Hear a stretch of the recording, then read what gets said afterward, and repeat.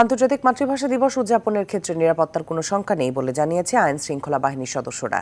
দিবসটি উপলক্ষে প্রস্তুত রয়েছে কেন্দ্রীয় শহীদ মিনার। এরই মধ্যে সম্পন্ন করা হয়েছে সব ধরনের প্রস্তুতি। সকালে র্যাব ও পুলিশের পক্ষ থেকে এমন তথ্য জানিয়ে বলা হয়েছে, নিরাপত্তায় 15,000 সদস্য মাঠে কাজ করবে। এছাড়া র্যাব ও পুলিশের কয়েক স্তরের নিরাপত্তা ব্যবস্থা থাকবে বলে জানানো হয়। আলমগীর হোসেনের ক্যামেরায় আরও জানাচ্ছেন বিপুল দেব রায়।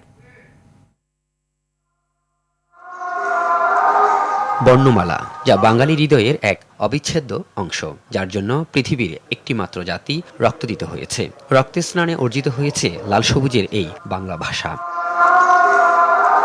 তাই তো 52-এর বীর শহীদদের শ্রদ্ধা ভরে স্মরণ করতে কেন্দ্রীয় শহীদ মিনারে চলছে নানা আয়োজন। অ আ ক খ এর নানা গ্রাফিতি ও নকশায় ছেয়ে গেছে সড়ক ও দেওয়াল। শহীদ মিনারের বেদি ও প্রাঙ্গণে পড়েছে রঙের শেষ তুলির আঁচড়।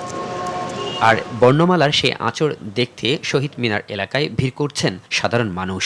আর বাংলা ভাষা ও নিজের ভাষা হিসেবে ওন করতে পারে, এইটা বোঝানোর জন্য মূলত আমি শহীদ মিনারে আমার ছেলেকে নিয়ে আসছি। সারা পৃথিবী জুড়ে বাংলা ভাষা ছড়িয়ে ছিটিয়ে পড়ুক। খরচ বাঁচে 65% পর্যন্ত। ওয়ালটন বিএলডিসি ফ্যান ছড়ায় স্বস্তির সবুজ হাওয়া।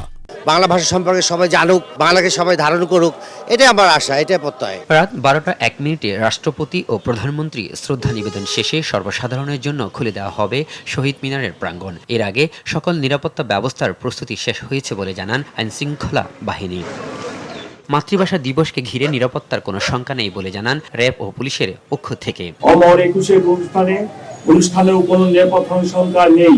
তথাপি আমাদের নিয়মিত মূল্যায়নের পাশাপাশি সোয়াট, dog squad, bomb disposal team, crime scene unit সার্বক্ষণিক প্রস্তুত থাকবে। নিরাপত্তা ব্যবস্থা আমরা গ্রহণ করেছি, তা আমরা নিরাপত্তার সাথে নিরাপদে এই অনুষ্ঠানটি সম্পন্ন করতে পারবো।